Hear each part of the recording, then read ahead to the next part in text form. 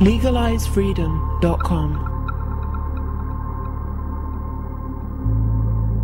Why are we here? Where do we come from? Where are we going? From the nature of reality to the future of humanity.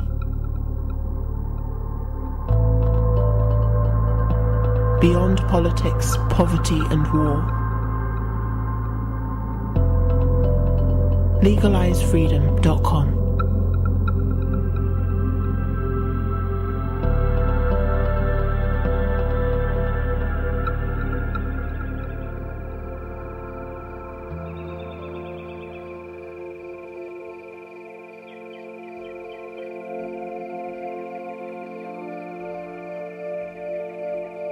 Greetings and welcome once again to LegalizeFreedom.com. I'm your host Greg Moffat, and my guest today is Steve Taylor, who joins us to discuss his book Spiritual Science: Why Science Needs Spirituality to Make Sense of the World. Is it possible that the most profound mysteries of existence can be solved not through science or spirituality alone, but through an approach that combines them both? In this groundbreaking book, Steve Taylor offers a new vision of the world that is compatible with both modern science and ancient spiritual teachings. Spiritual Science reveals Taylor's panspiritist view of reality, one that transcends both conventional science and religion and answers many of the riddles that neither can fully explain. The standard model of science has had limited success in explaining many phenomena, including consciousness, the connection between mind and body, altruism, and anomalies such as near-death experiences, psychic phenomena, and spiritual awakenings, to name just a few. But from a panspiritist perspective, which sees spirit or consciousness as a fundamental essence of reality, it is possible to make sense of all these things. Drawing on the insights of philosophers, physicists, and mystics, as well as spiritual traditions and indigenous cultures, Taylor makes a compelling case for a spiritual vision of reality. A vision of a sacred and interconnected world, and of a meaningful and purposeful human life. The purely materialist model of reality is taking us to the brink of disaster. It is time to take a wider view before it's too late.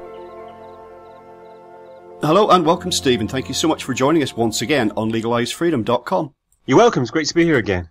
Steve, today we're going to be talking about your new book. It's entitled Spiritual Science: Why Science Needs Spirituality to Make Sense of the World. Before we get into that, just tell, for listeners who don't know, just tell folks a little bit about your background and your work in general.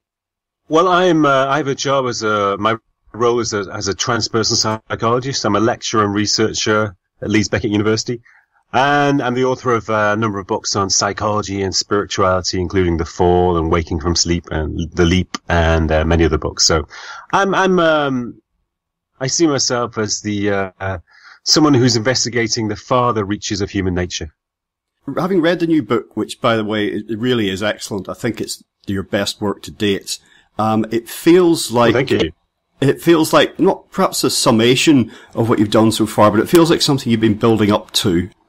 Yeah, that's true. I see it in the same way. I see it as the kind of the summation of ideas that I've been developing and research I've been doing probably for most of my adult life, probably for the last 20 years or so.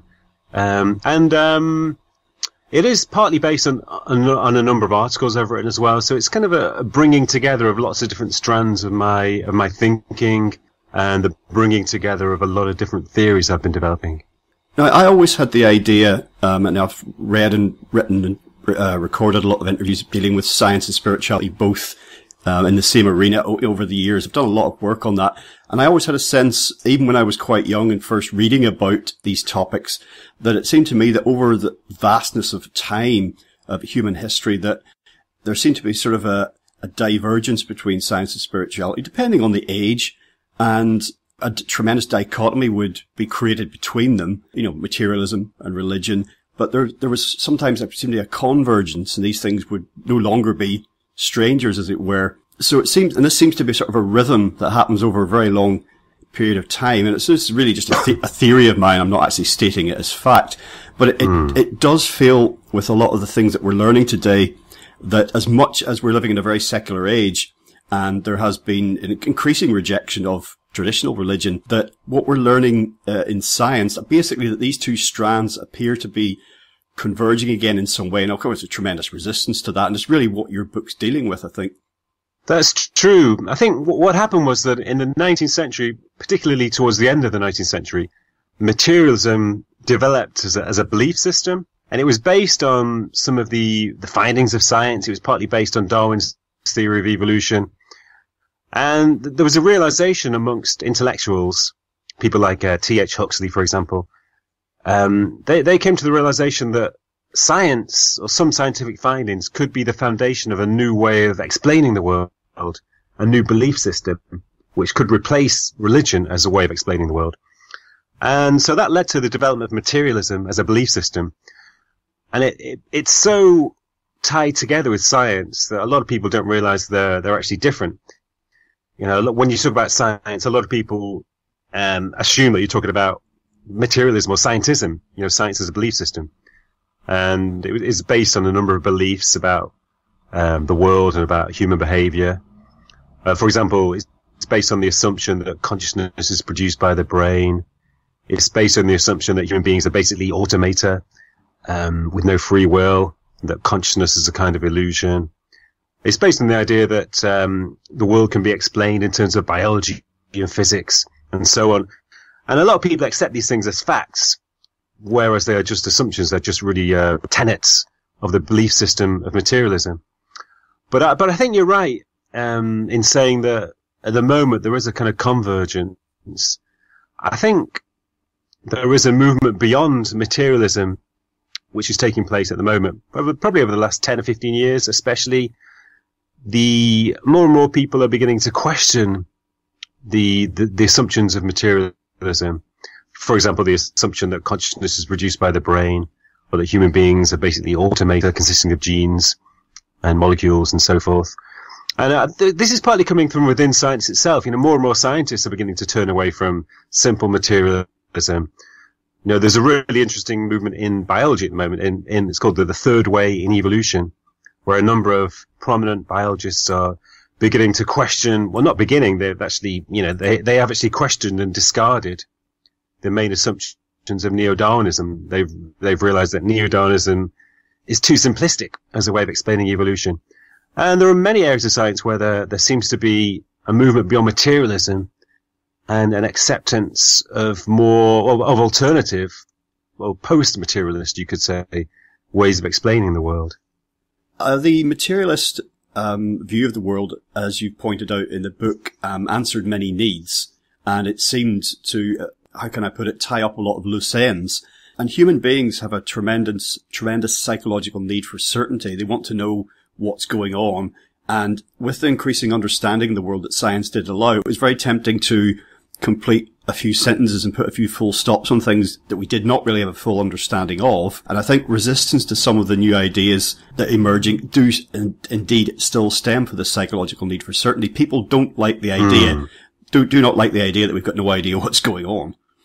Yeah, that's true. I mean, it was the same, you know, the same syndrome occurred in the 16th and 17th centuries when science began, and more people began to realize that biblical explanations of the world were too simplistic and could not account for reality. So people like Galileo and Copernicus came up with an alternative way of understanding the world. And they were resisted by the church authorities. You know, there's a story about, you know, people refusing to look through the telescope, through Galileo's telescope, because they were afraid of what they might see.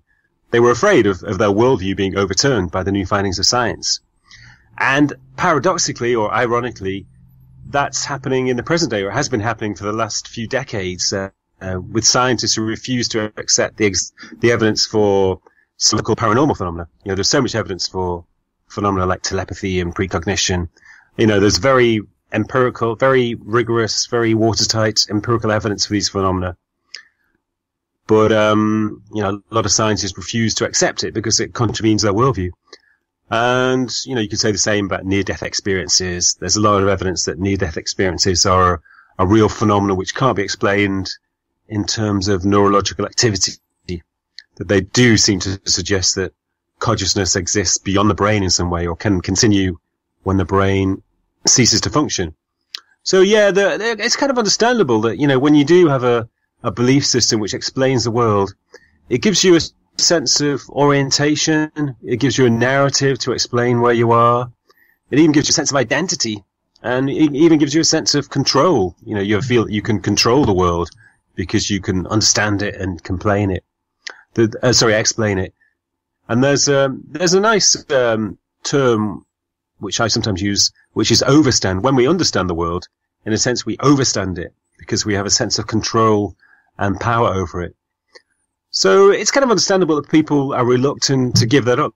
They're reluctant to consider beliefs which contravene their worldview and which could potentially take away this sense of control and sense of orientation and identity. What you mentioned there about identity is really, really important because, of course, people come to identify with all sorts of spurious and erroneous things, usually things outside of themselves, of course, and that is almost more powerful than the need for certainty in a way, because you'll see people identifying themselves as one particular thing or another, even though it may have been utterly disproved, and that doesn't seem to make any difference. It's like, for example, people who believe that fossils were put on Earth, for example, to challenge the strength of Christian belief. That sort of thing, sort of patent nonsense, but they'll still hold on to it because if they let it go, who would they be? Exactly, yeah. And there's a really interesting, there's a few interesting cases from the studies of psi phenomena where skeptics have been confronted with evidence, but it's created, there's this term from psychology, cognitive dissonance. When you're presented with evidence which conflicts with your beliefs, it creates dissonance, cognitive dissonance. So there's an impulse to explain it away. And, there are all kinds of convoluted and tortuous attempts to explain away evidence that you don't agree with. You mentioned the examples of fossils, fundamental Christians believing that fossils were placed there by the devil to tempt us into disbelief, and so on. And, there are many cases of psi experiments where skeptical researchers have found positive results, but they've managed to explain them away by changing the methodology, changing the criteria of experiments. And there was an interesting passage written by Susan Blackmore, who I respect as a researcher into consciousness, and we use her textbooks at university because they're very clearly written, and I have a great deal of respect for her.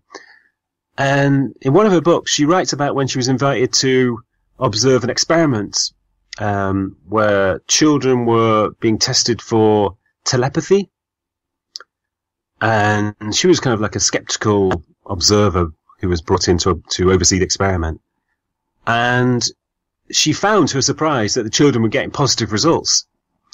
And she writes how this really shocked her, and how she could feel this strong sense of unease inside her because she knew that it conflicted with her beliefs. And she was honest enough to realize that she experienced this. And she just explains how it created this weird sense of disorientation inside her, this weird sense that she may be wrong, and all of her assumptions were being questioned. But even that did not stimulate her to change her beliefs. She was just aware of the cognitive dissonance, but refused to allow it to change her beliefs. Well, as you've pointed out already, there are a lot of assumptions made by materialism about things that are not actually proven. They may be true, but they're not yet proven, may never be. That is not considered to be what it actually is, which is a worldview or a perspective. For a lot of people, it's taken as a fundamental reality. It's that syndrome of, oh, well, everybody knows this. Unpicking a lot of those is obviously going to be time-consuming and a bit painful, as we're saying, but, we're getting there. I think so. Yeah, and I think there is a slow shift underway. My feeling as an academic, working within academia, is that there is more openness towards, so-called anomalous phenomena. And I think people are beginning to realize that, for example, that consciousness cannot be explained simply in terms of neurological activity. There's you've probably heard of this concept of the hard problem, which is the idea that, consciousness and the brain are two fundamentally or ontologically different things. And there's no way of explaining how the the soggy lump of matter, which is our brains, could give rise to the richness and variety of conscious experience. It's like saying that water can turn into wine. And there are all kinds of other problems. There's kind of like dissociation or inconsistency between neurological activity and conscious experience. And researchers are finding it very difficult to identify which parts of the brain are related to which types of conscious experience. And there are situations where neurological activity is very low, for example, in a coma or in deep sleep, or when a person becomes unconscious after an epileptic seizure. In those experiences, consciousness disappears, or there is very low level of neurological activity, seemingly, but there's a kind of mismatch. A person in a coma, for example, could have very, very intense conscious experience at the same time as when their neural activity is almost absent. Or in a near-death experience, neurological activity may be absent altogether, but conscious experience continues. And it's almost as if, in some ways, that the less neurological activity there is, the more intense consciousness becomes. So there's this weird kind of mismatch between neurological activity and consciousness. So because of problems like that, I think more and more people are turning to alternative perspectives like panpsychism or my philosophy, which I call panspiritism, to other kind of more esoteric or post-materialist perspectives as a way of explaining consciousness and as a way of explaining the world in general. And of course, I always feel the need to, when discussing these topics in general, to say we're not deriding science here, but it's when it tips over into scientism that there is a bit of a problem. And I've certainly spoken to people who consider themselves to be rationalists, skeptics, which I must admit that term always makes me bristle, because it's almost like, a hardened skeptic is there to dismiss kind of like everything. Which is kind of like, well, people like to say, I take a skeptical view of the world. Well, that's fine, but, that doesn't mean that everything out there, everything that you don't agree with is a falsehood. But science is one way of gaining knowledge, and that's it. And as you said, it's been tremendously useful to us and given us a lot. But what it has resulted in is in this very sort of cold clinical way of looking at the world. You mentioned human beings being considered automata. And of course, our systems that we have, economic systems, political systems, have been evolved to mirror our view of evolution, which is competitive, confrontational. Yeah. So these systems are based on materialism, and we've been saying for quite a while now, but certainly right in the middle of it now, the dire consequences of this slavish adherence to materialist principles. Well, that's very true, unfortunately. Yeah. I mean, I love science. I've always loved science. I love astronomy and physics, especially quantum physics, and I love biology. I think science is a way of uncovering the wonder of reality, the wonder of the world. But it's something different, like you say, when it becomes scientism, when there's a set of tenets or assumptions which you're expected to hold if you're a scientific person. It becomes very irrational, it becomes very fundamentalist and very similar to a religion. There's still an assumption that if you are an academic working at a university like me, you still, people are always surprised when I say that I'm open to the possibility of life after death, or I believe in telepathy. They're usually slightly surprised because they assume that if you're an intellectual and academic, you do subscribe to materialism. But as you say, the consequences of, the materialist belief system, which has held sway for over 100 years now, since the end of the 19th century in Europe and in America to a certain extent as well, in other countries as well, obviously. Yeah, it has led to this sort of, on the one hand, it's led to a sense of meaninglessness, a sense of nihilism, because, if we are just machines, if there is no life after death, we're just here to survive and reproduce, then, there's no point to anything really. We're just, what should we do? We'll just sort of pass the time, watch as much TV as possible, have a good time, try to earn as much money as we can, try to get as much as we can from the world. And I think that there is a background of nihilism in our whole culture because of the materialist belief system. And it has also informed our attitude to nature. so that we see nature as a supply of resources. We see natural phenomena, as being there for us to exploit. And, we have lost the ability to empathize and to connect with natural phenomena and to respect them. So obviously that has had terrible consequences in terms of our treatment of the environment. Yes, tremendous sense of disconnection with ourselves, actually, and with each other, and you say with the environment around us. And talking about cognitive dissonance, of course, we've been hammering the environment, burning through resources like there's no tomorrow. But when lots of evidence has been piling up telling us, like positive feedback loops, they're saying you can't keep doing this, but we do it anyway because we can't, there's tremendous resistance to accepting that this may not be the way to, exist on the planet in some sort of sense of balance. As far as scientism goes, I've said, if we choose to oppose the religious, we shouldn't become too religious in our opposition. And you do see a great deal of that, and it's a huge problem. But we've always been able to have the positives of science and spirituality without adopting everything wholesale.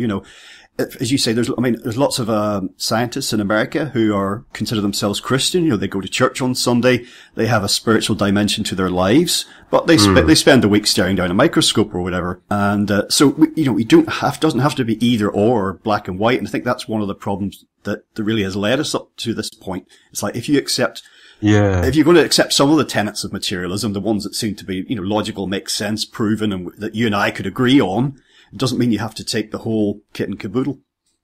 No, that's true. And I think one of the basic problems with it, with materialism, is that it does not actually explain the world very well. That's the main point of my book, that materialism, it provides a coherent narrative to make sense of the world.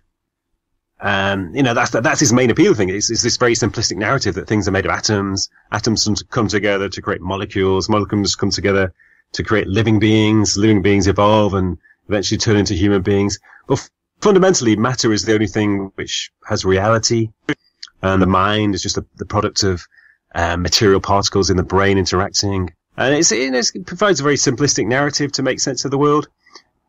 But apart from that kind of narrative component, as a way of explaining individual phenomena like consciousness or the effect of the mind on the body, even evolution, and also as a way of explaining anomalous phenomena like near-death experiences, spiritual experiences, psi phenomena, it doesn't actually work. None of the explanations that materialism provides are convincing, and there's so much evidence against them. So it's a very poor way of explaining the world.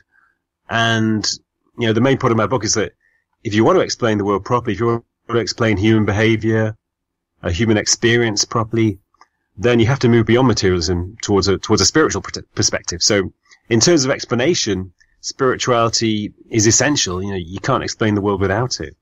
Now, you mentioned your system that you call pan-spirituality, and you also mentioned pan-psychism. There's also pan-deism. These are things people can look up if they're not familiar with.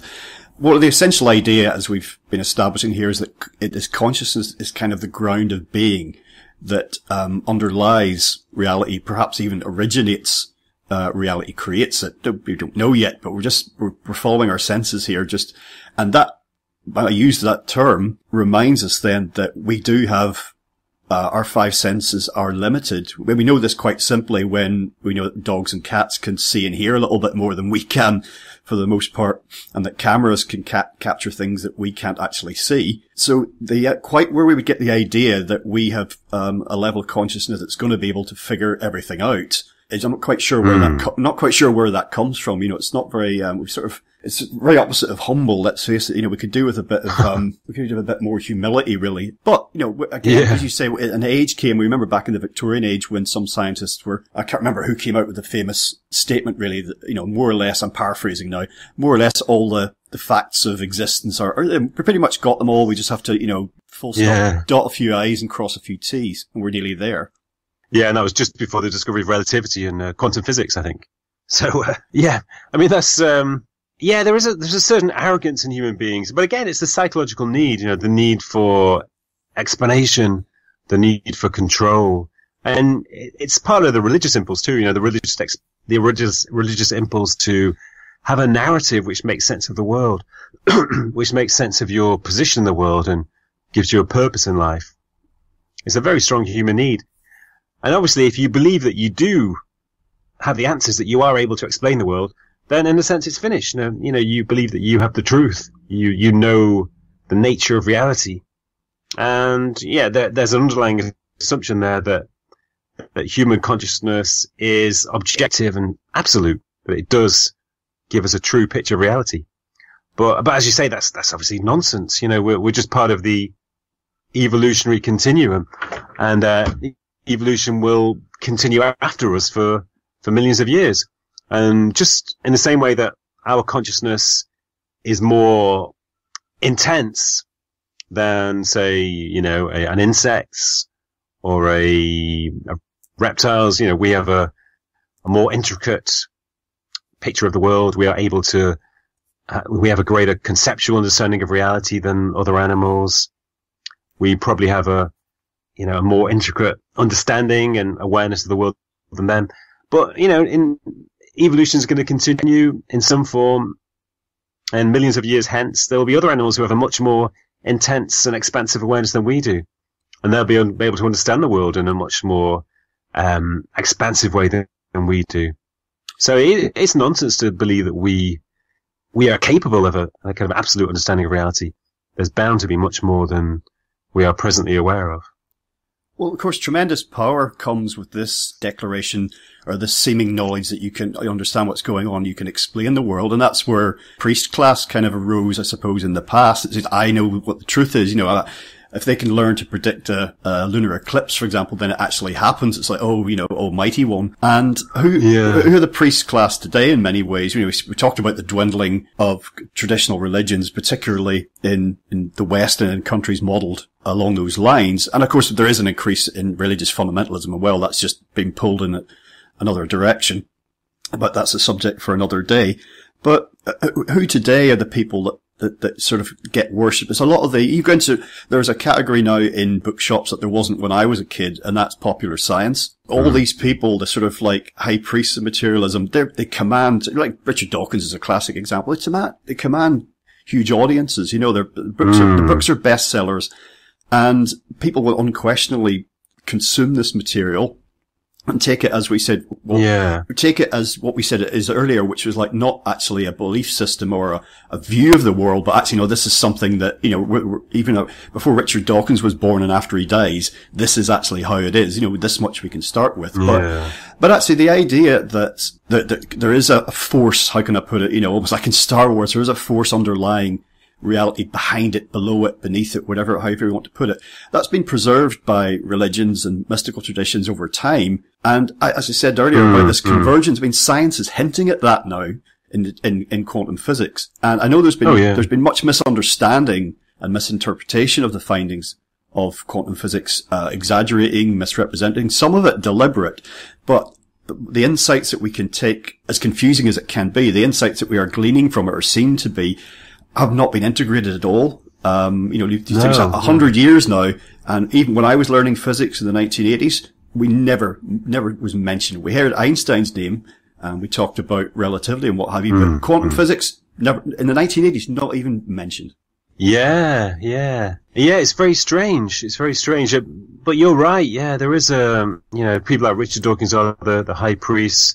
Interestingly, a few months ago, I was invited to speak at a festival called the Blue Dot Festival near Manchester, which is a science and music festival.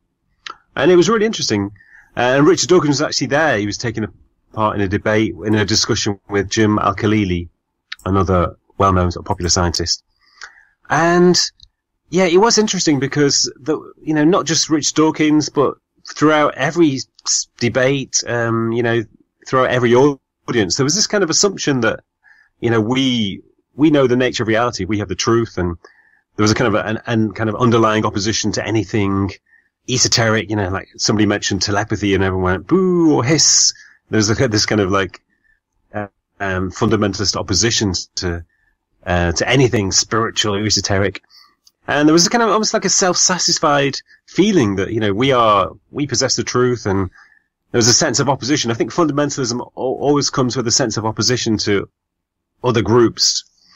There was definitely that sense of fundamentalism throughout this festival. And it's a shame, really, because, the basic material of science, as I say, I love it. It's really fascinating. And there were so many, there were many fascinating events and displays at this festival. But again, what really put me off was this kind of underlying arrogant assumption of possessing truth. But I mean, interestingly as well, although, somebody like Richard Dawkins does have a very high status as this kind of high priest, within science itself, amongst the community of academic scientists, biologists, and evolutionary theorists, there's actually, a lot of doubt, a lot of opposition to his beliefs. There's a very strong feeling amongst many biologists that neo-Darwinism is just too simplistic and cannot account for the creativity of evolution. It's a kind of the high status of many popular scientists is quite superficial, and within the serious scientific community, as opposed to the popular science community, there's a lot of skepticism about the simplistic assumptions of materialism. The same with the simplistic assumption that consciousness is produced by the brain. A lot of people in the media assume that as almost as if it's a reality. But within the philosophical community, even within the scientific community, there's a lot of skepticism about it. And more theorists and scientists are turning to alternative perspectives, like panpsychism especially is becoming more and more popular. And hopefully, what I call panspiritism, which is, the particular post-materialist philosophy I'm trying to promote. Hopefully that will, gain some traction as well. Just throw in a little anecdote before I move on. I was at a group meeting recently. It was at a lecture was being given, and it was the group were definitely materialists. In fact, they were humanists, and I'm not deriding that point of view at all, because I can totally see the logic in adopting that worldview, and I can see the need that fulfills, trying to get away from irrationalism and the downside of religious fundamentalism. I can totally see how that would make sense. Yeah. I probably would have considered myself a humanist at one point, but then I got to a stage where it just wasn't enough. It just didn't, as you said, didn't explain things. But anyway, we were talking about Christmas coming up. What's everyone doing for Christmas? And it was kind of like somebody who was new to the group was saying, do humanists do Christmas? What do we do? Do we just have turkey and stuffing and all the rest of it like other people do, even though we're not religious? And the leader of the group said, well, obviously we're not doing the Christian aspects of Christmas. It's just a sort of a food and drink festival now on TV. He said, we don't worship anyone. If we do, the closest we've got is Darwin. And because he said, he talked about when Darwin's birthday was coming up. And he said that in all seriousness. It was quite telling, really. Wow. Yeah, and it's quite ironic as well, because Darwin was not a neo-Darwinist. I mean, no, he didn't subscribe to the assumptions of neo-Darwinism. He said, particularly towards the end of his life, he came to regret that he'd placed so much emphasis on natural selection, and he believed that it couldn't account for the variety and creativity of evolution. He still thought it was the main factor, but he was sure that there were other factors as well.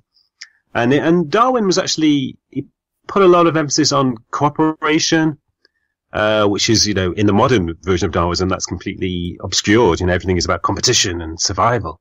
But Darwin was very aware of the importance of cooperation. So even Darwin himself, maybe like, I guess this happens in all religions, the Darwin which people worship is not the real Darwin, the picture of Darwin that people have created, actually, misses out a lot of essential aspects of his work. Well, you were talking earlier about, if we take consciousness as an underlying force, for want of a better word, that perspective makes sense of so many things that seem to be unexplainable now. And rather than throwing out near-death experiences or out-of-body experiences, telepathy, precognition, all that paranormal and supernatural stuff, rather than just throwing it out and pretending it's not happening, that it actually begins to, a framework begins to form where these things not only become possible, but, as you say in your book, not paranormal, but normal, not supernatural, but actually natural, just part of the phenomena in the world, in mind and body, in spirit and matter. It just becomes an interplay of these things.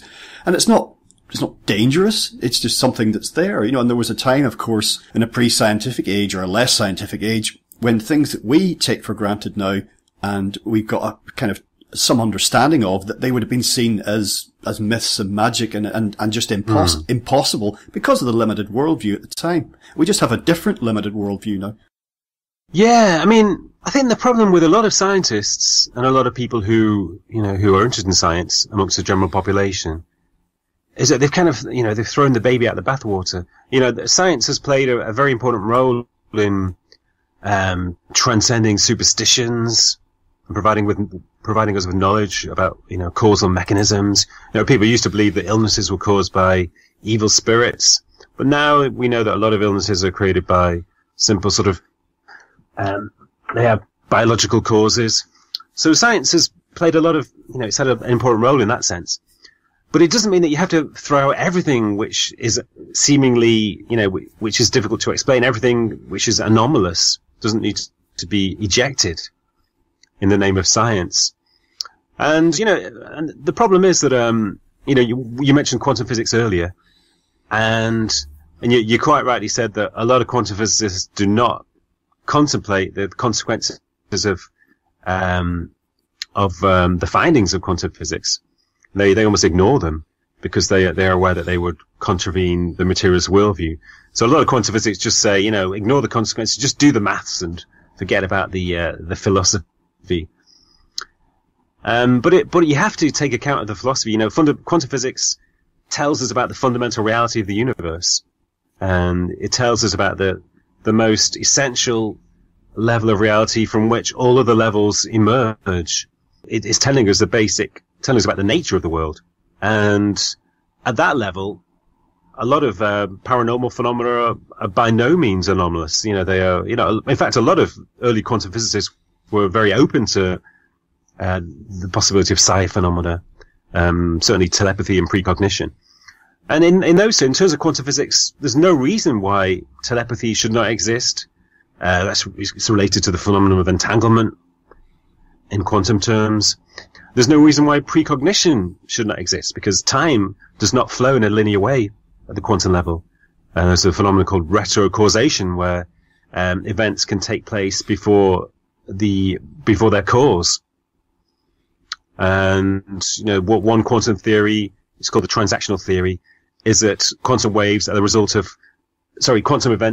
of waves from the past and from the future interacting in the present. And there's all kinds of possibilities which are open in terms of the quantum view of the world. So there's no reason why psi phenomena should be considered outside the realms of science. A lot of popular scientists say that psi phenomena break the rules of science or contravene the laws of physics. That's complete nonsense. It's not true at all. They may contravene the simple laws of Newtonian physics, but they're completely consistent with quantum physics. We could say that all laws are man-made, or human-made, as it were, and you can design a system, you can make any law you want. You could, look, for example, you can say that Steve Taylor can fly.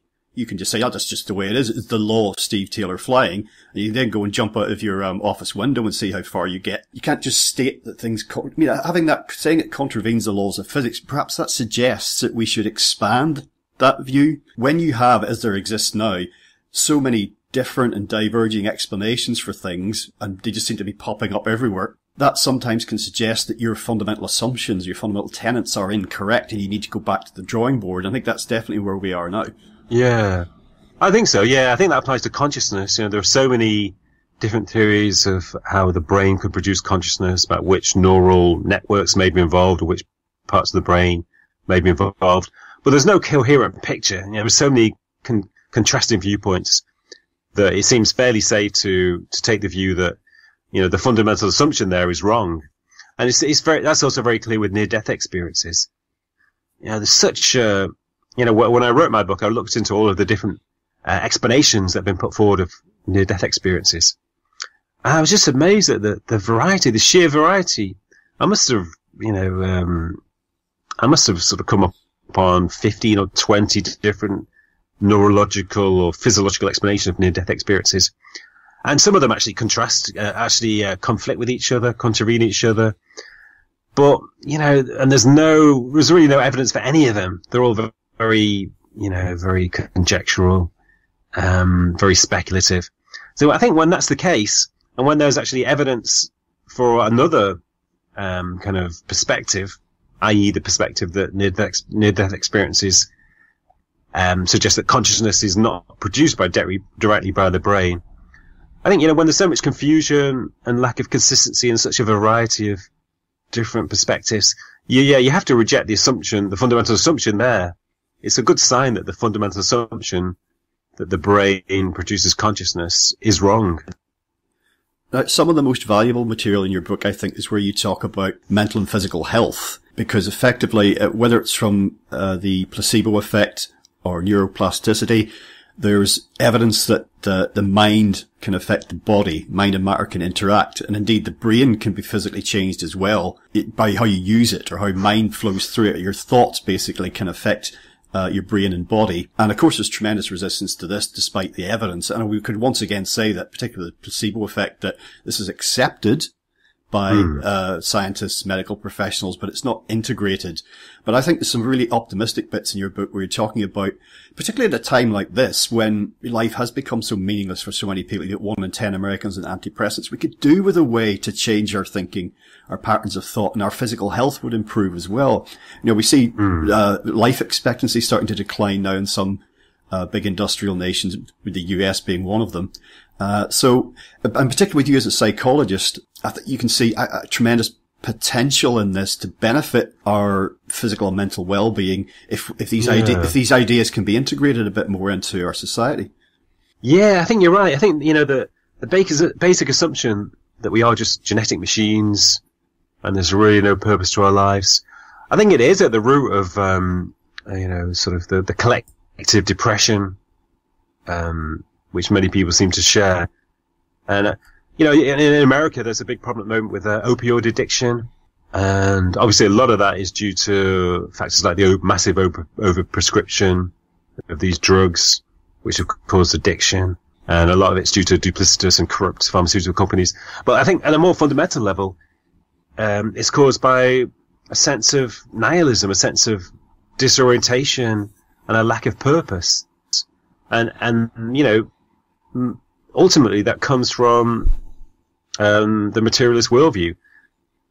And I think if we did, I think one of the aims of my book is to try to instate a different metaphysical paradigm, a different worldview in our culture. Every culture has to have a worldview, and every culture creates one. And, because we have this materialist worldview underlying our culture, it has had these, very disastrous psychological effects. So we need a different worldview.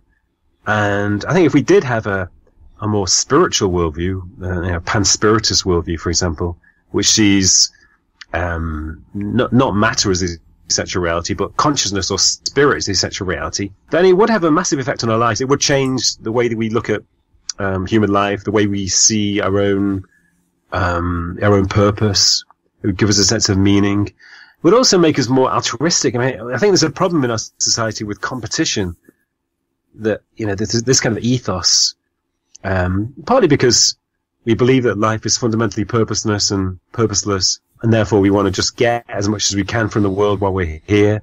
And obviously if we are just genetic machines, then we're competing for resources with other genetic machines, and we're able to, we're kind of justified in pushing them out of the way and trying to grab as much as we can. That ethos of competition is very destructive as well.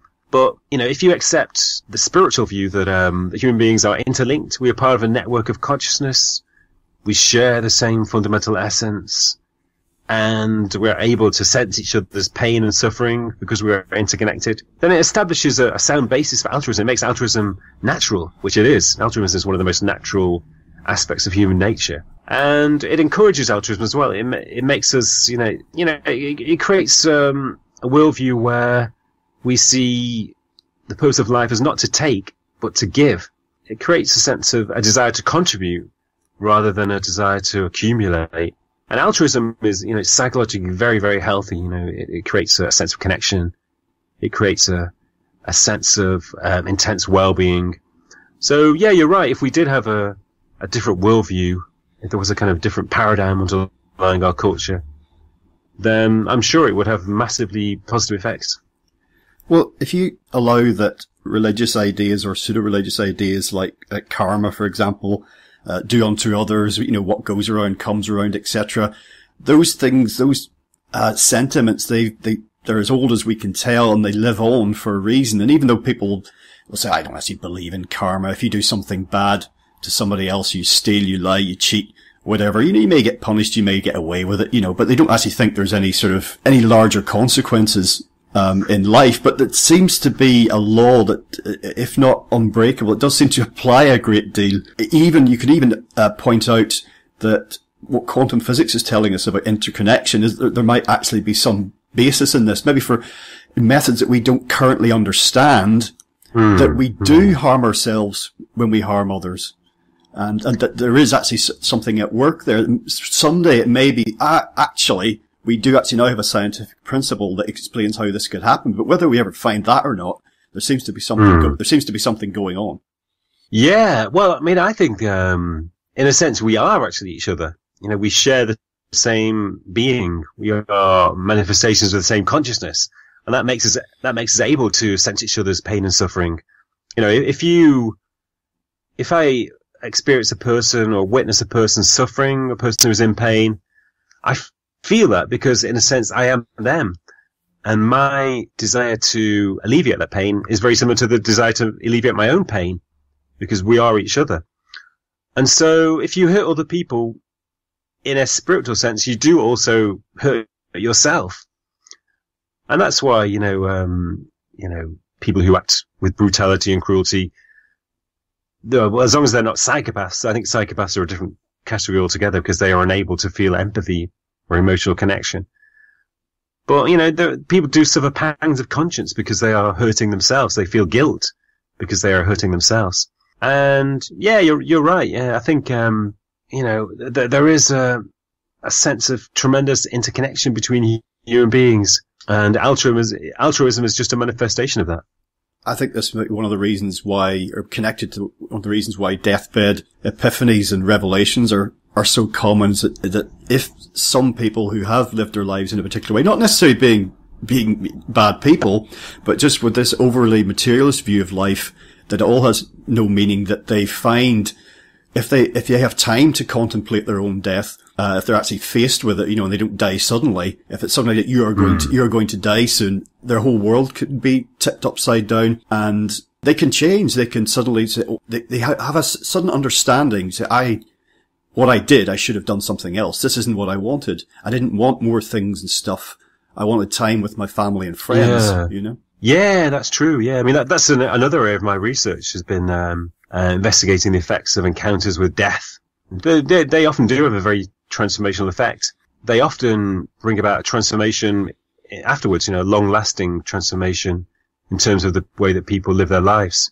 People often shift away from materialism towards altruism, and they often become more creative. They often become interested in spirituality and self-development. So there's a big shift in terms of priority. And it is almost as if people wake up, it often takes an encounter with death to wake people up. Many of us do spend our lives asleep, asleep in this, kind of self-centered, restricted mode where we're really only interested in accumulating and, furthering our own ambitions. And, we live like blinkered horses, just looking straight in front of us and ignoring the whole picture. But when we face death, we do wake up, and we do shift into this mode of connection, and, this mode where, we begin to reject or just transcend egotism and materialism. And yeah, there is a realization of the interconnectivity.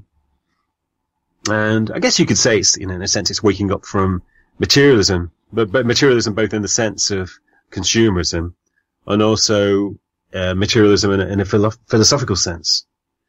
Well, of course, what worries a lot of people when they hear, how could I put it, talk like this, is that God is going to get in by the back door again, and that this is creationism with rebranded, and you see how people react to the term intelligent design, even though there appears to be intelligence and design everywhere in nature. These are all more sort of banners that people are very, very wary of. So, and that it is an issue really, because a lot of people look at the mayhem wreaked by religious fundamentalism, and they see that we're somehow going to be admitting that these people had a point all along. Yeah, I mean, there's a simplistic dichotomy which a lot of people have. I was talking to a friend of mine a few years ago, and I was telling him about the evidence for near-death experiences. And I was telling him that on balance, because of the evidence I've looked at, I do believe in some kind of life after death. And my friend was amazed because he was kind of like an atheist, a rationalist.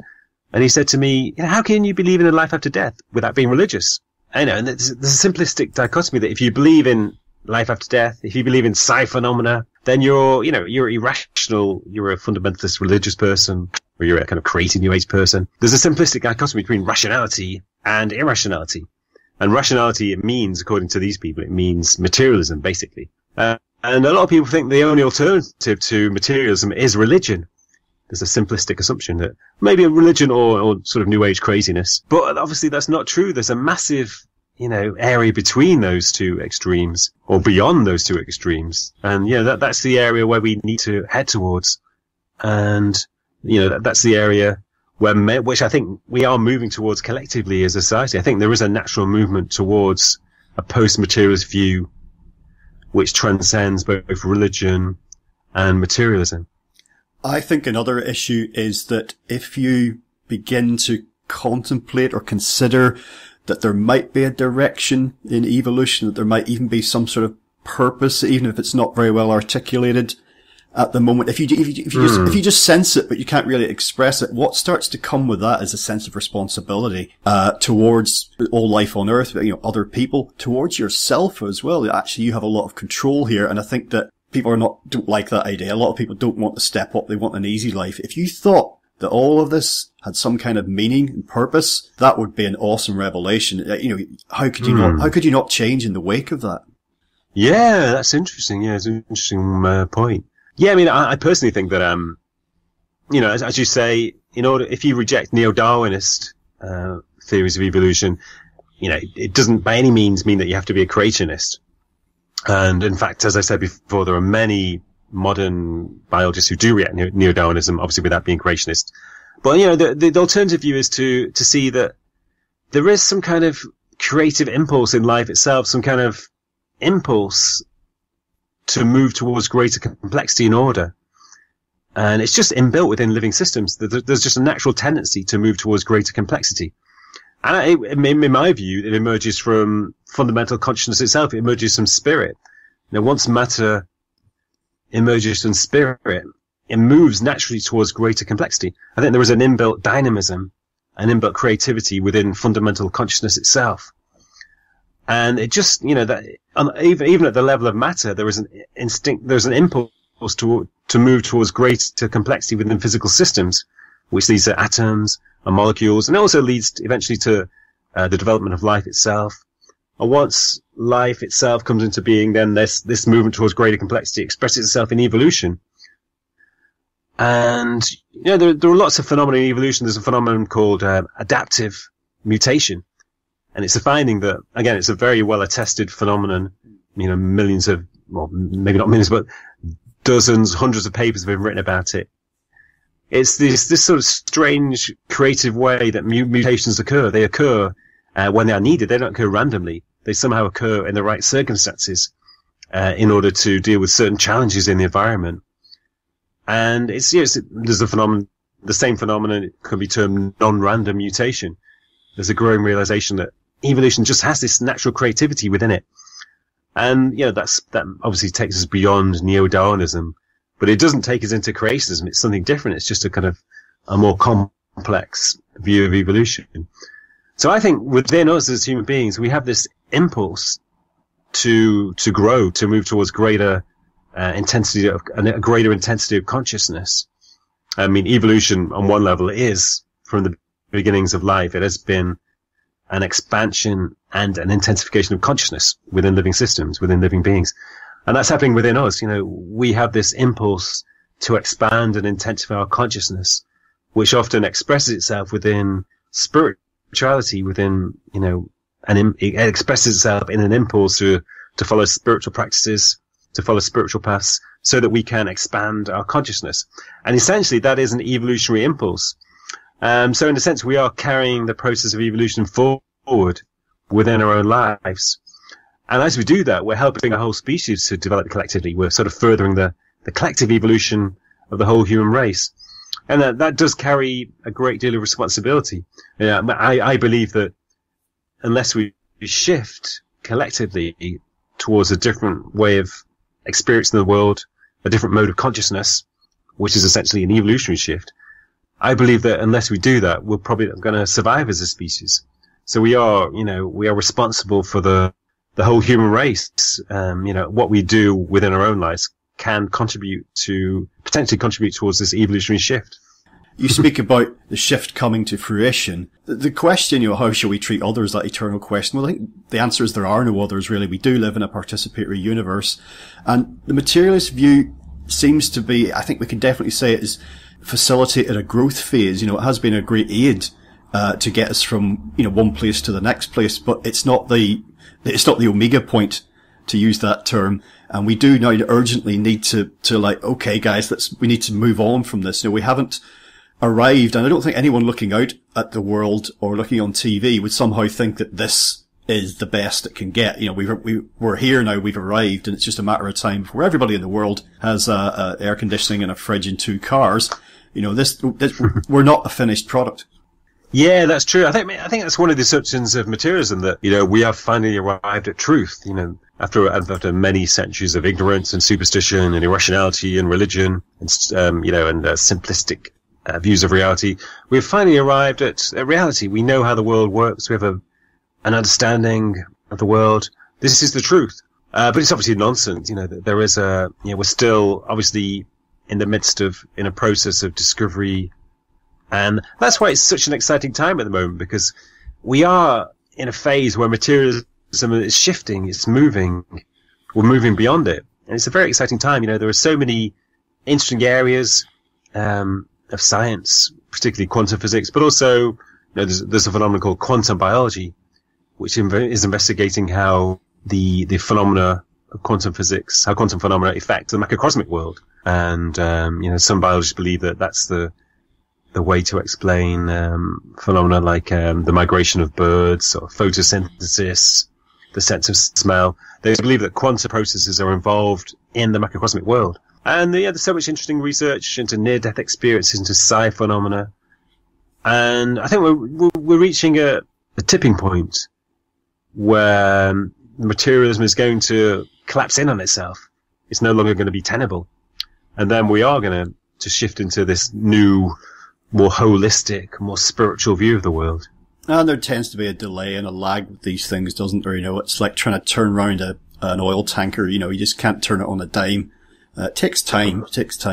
Yeah. What I think is happening is that the materialism is still, it still seems powerful, but it's only really a facade. It's like the facade of a house. But inside, the house is actually crumbling away. The floorboards are collapsing. The walls are crumbling. But the facade still looks as though it's intact. But actually, it's very superficial and it's very fragile.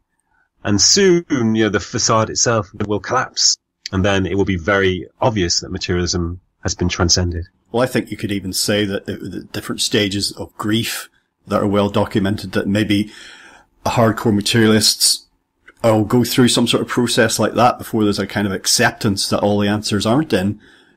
Final point, Steve. When I first spoke to you back in 2012, when you had your book Back to Sanity was released, I asked you rather boldly what you thought the meaning of life was, and you said, basically, again, I'm paraphrasing you, but you said you thought it was too big a question to ever really grapple with. And I was interesting, reading from your latest book. I'll just give you a quick quote. As evolution progresses, there is an increasing spiritualization of matter. Living beings become a fuller expression of spirit and move closer to the source from which they and all things came. And I thought to myself, well, that's a suggestion of like a purpose or meaning. And I'm not trying to put words in your mouth or anything like that, but oh yeah, it feels it feels right. Oh yeah. Well, I'm actually surprised that I said back in 2012 that I thought it was too big a question, because I think you're right. I think that is the purpose of life. The purpose of life is self-evolution. And in a sense, it's not really self-evolution, it's a collective evolution which we contribute to. And the meaning of life unfolds through that process. On one level, you could say that the meaning of life is just to be alive and experience the wonder of life and the wonder of being. But on another level, meaning is derived from the process of contributing to this evolutionary process. And, on one level, that is the purpose of our lives. The purpose of our lives is to facilitate a collective shift in human consciousness. And that comes from, directly from bringing about a shift in our own consciousness. And I think, when you do align yourself with the evolutionary process, when you do get involved in self-development or spirituality, there is this kind of sense that, this feels right. It feels somehow natural. It feels as if you're flowing with something much bigger than yourself. That's why it feels so right. And that is the case. We are flowing with the evolutionary process. And I think the purpose of our lives is to allow that process to express itself in our own lives. Steve, today we've been talking about your new book, Spiritual Science, Why Science Needs Spirituality to Make Sense of the World. That's widely available. Do you want to share with folks details of your website, perhaps, or just anything else you'd like to put out there? Yeah, my website is www.stephenmtaylor.com. That's Stephen with a V, M for Mark. And you can find lots of my essays on there, information about my books, and I write poetry too, so some of my poems are there. And I do talks and workshops regularly, so you can find information about my latest talks and workshops. Splendid. Well, once again, Steve, thank you so much for joining us again on legalizefreedom.com. You're welcome, Grace. It's great to talk to you again.